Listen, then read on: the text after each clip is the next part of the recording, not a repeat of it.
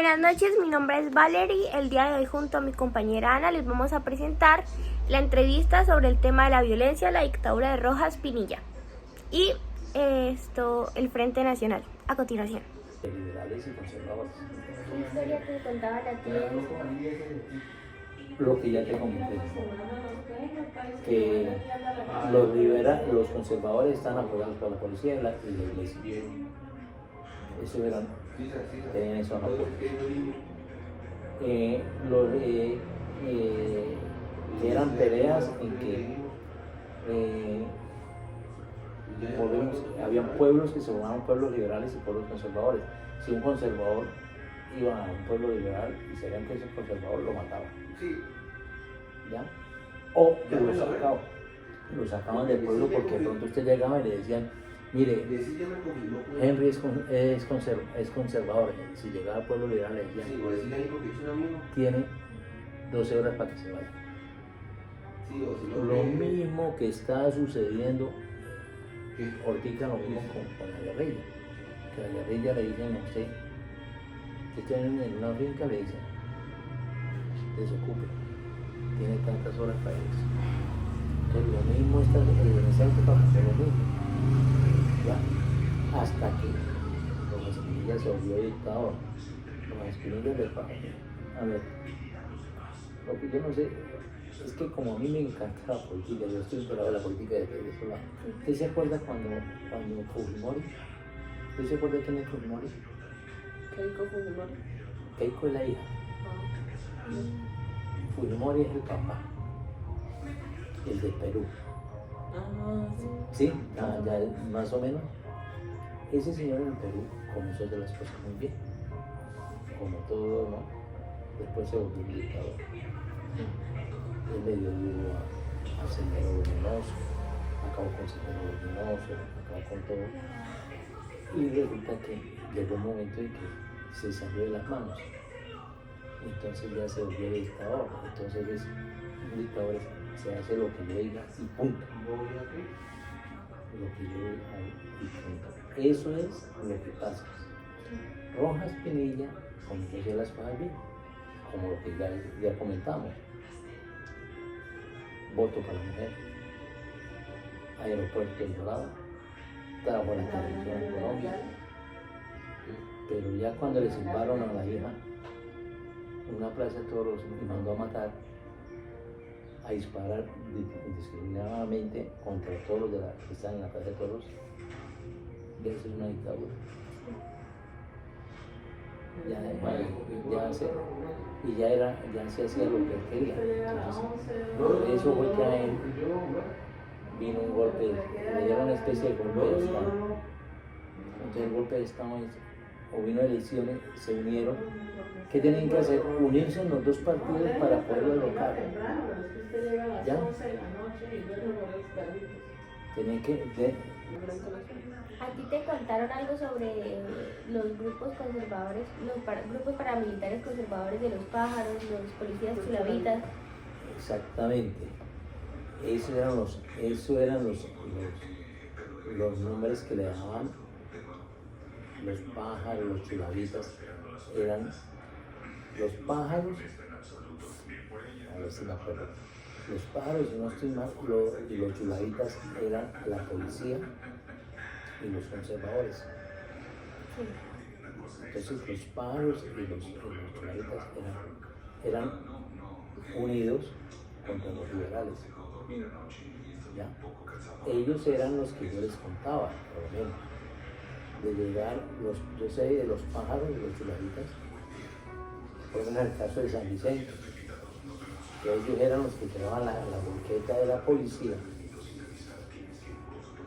En la volqueta, cuando eran los policías, porque en esa época no había radio patrulla, no había nada, sino eran volquetas, porque como eran todas las carreteras eran trochas. Y de ahí sacaban, este liberal, ese no lo mató, este liberal, ese no lo mató, y era cuando lo llevaban para la cuchilla a hacer esas mataciones. No, vuelvo y digo eso. Esa es la versión que yo sé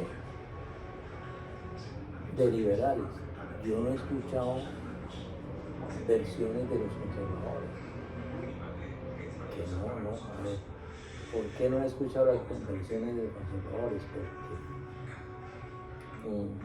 yo me atrevo a pensar que un liberal no va a contar las maldades que ellos, o los asesinatos que ellos hacían también en esa época, porque como eso era a la par, eso no era, no era que el Partido Liberal fuera santo ni el conservador fuera santo. Si nosotros hablamos con unos conservadores, ellos de pronto me dicen, eso no existe, eso no es cierto. Pero eso existió. Eso existió porque, voy a contar una historia. Yo estudié interno en Zapato, un año. Cuando yo era un niño de 11 años, cuando a mí me llamaban interno para Zapatoca, porque yo fui a parar interno en Zapatoca, entre la carretera era Bucaramanga, San Vicente, Zapatoca, no era aquí por este lado, no era aquí por el lado de Girón, que salía ahí, no, eso tocaba a la vuelta. Yo sí me acuerdo cuando íbamos en la camioneta con mi papá y un amigo de él paró en ese sitio y me dijo, mire, esto, y fue cuando me echó el espejo. La volqueta los traían y los botaban ahí al precipicio ese. Lorenzo, ¿ya? Sí. Eso sí, no lo sé porque me lo contó mi papá. Pero vuelvo y le digo, a mí nunca me han conservado, me ha dicho, pero es que mire, es que los liberales en la época tal nos agarraban y me hacían esto. No lo sé. ¿Qué mal haría yo hablar de cosas? Yo hablo de eso porque eso me lo han contado y no me lo contó solamente mi papá, sino también yo lo he escuchado. Vivencias.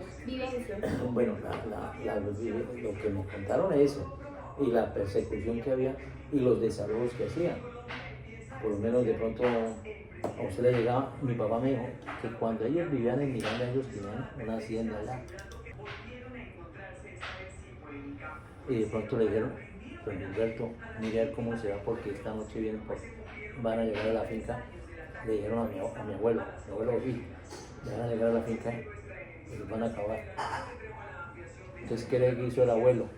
Cogió los medios grupos que tenía.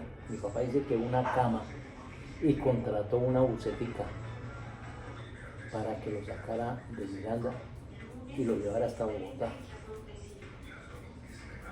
Se vino con ellos y ahí sí, como el cuento, pasando penumbras y eso, llegaron a Bogotá, pero cuando llegaron a Bogotá se dieron cuenta que la situación también estaba difícil en Bogotá. Primero, porque mi abuelo llegó con él, mi abuela y 7 o 8 jóvenes o niños todavía. Entonces se dieron cuenta que ahí la situación en Bogotá era muy difícil, se votaron para Villavicencio. Villavicencio, dice mi papá, en esa época era selva. Y allá fueron a parar, y allá cogieron un pedazo de tierra, y ellos creyeron que eso era como si estuvieran allá donde estuvieron en Miranda, Cauca, que el clima era distinto, el trópico era distinto. Cuando llegaron allá se dieron cuenta del zancudo y la malaria, y a los 6 meses de eso se fueron para Suaita. ¿Ya? Se fueron para Suaita porque mi abuelo era de Suaita. ¿Ya? Y mi abuelo se fue con mi abuela de Suaita porque le dijeron que mirando a la situación había muchas tierras y había una forma de progresar. Entonces ellos se fueron imaginen que en esa época, calculo yo, tenían que bajar a Cauca, Suaita, Bogotá, Ibagué, Cali, Popayán. Antes de llegar a Popayán, se mete una mano derecha porque yo conozco, llegar a Miranda. A pesar de que Miranda hoy en día es un poco de la guerrilla. Sí, ustedes ven las noticias, ¿no? Atacado Miranda, el pueblo de Miranda, Mantecao es un foco, la guerrilla está allá. Entonces, allá llegó mi abuelo con mi abuela. Y ellos hicieron capital allá. Porque ellos hicieron una hacienda allá, pues bajaban todos, cuando era mercado bajaban el café, bajaban el plátano, bajaban las redes esas que se vendían, bajaban a todos, dice mi papá que bajaba mi abuelo con mi abuela, todos bajaban a caballo.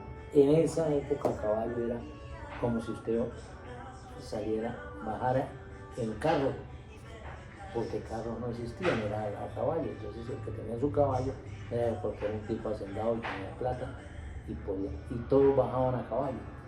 Entonces era una familia respetable. Pero cuando llegaron con eso, que el abuelo recogió churros y vuelvo y le digo, terminaron hablando.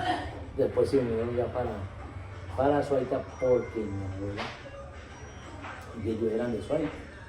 Entonces cuando llegaron ahí, les tocó comenzar a hacer vida de nuevo.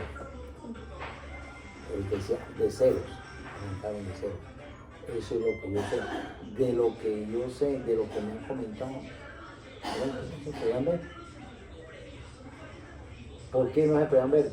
Porque dicen que los conservadores mataron a Caetano. ¿Ya? Esa es la famosa prueba. Y para concluir nuestra entrevista tenemos 3 conclusiones. La primera es que la violencia estuvo llena de enfrentamientos entre los liberales y los conservadores y marcada por las brutalidades como los secuestros, los asesinatos y las torturas y los desplazamientos de familias de las zonas rurales que tuvieron que dejarlo todo para iniciar una nueva vida en otros lugares por miedo a que grupos paramilitares como los chulavitas, apoyados por los conservadores, y los pájaros por los liberales atentaran contra su vida y la de sus familias. Al final, esta época dejó una marca imborrable en la historia de Colombia de violencia para las personas que lo vivieron. La segunda es que la dictadura de Rojas Pinilla intentó modernizar el país implementando una serie de reformas económicas e infraestructura. Uno de los proyectos de infraestructura que se llevaron a cabo durante este tiempo fue la construcción del aeropuerto El Dorado en Bogotá. Pero en 1957 Rojas Pinilla tuvo que renunciar debido al creciente descontento de la población y la alta demanda para el regreso de la democracia. Rojas Pinilla logró regresar al orden, pero no solucionar los problemas que tenía el país. La tercera es que el Frente Nacional fue un acuerdo entre liberales y conservadores para alternarse el poder. Este acuerdo duró 16 años y estuvo repartido en 4 periodos. Luego de esto, los dos partidos acordaron que las elecciones las iba a ganar la persona que el pueblo eligiera de acuerdo a sus propuestas y sin importar su partido político. Esto logró disminuir la violencia política, pero al dejar afuera otros movimientos generó nuevos problemas que dejaron una marca de división en la historia de Colombia por muchos años más.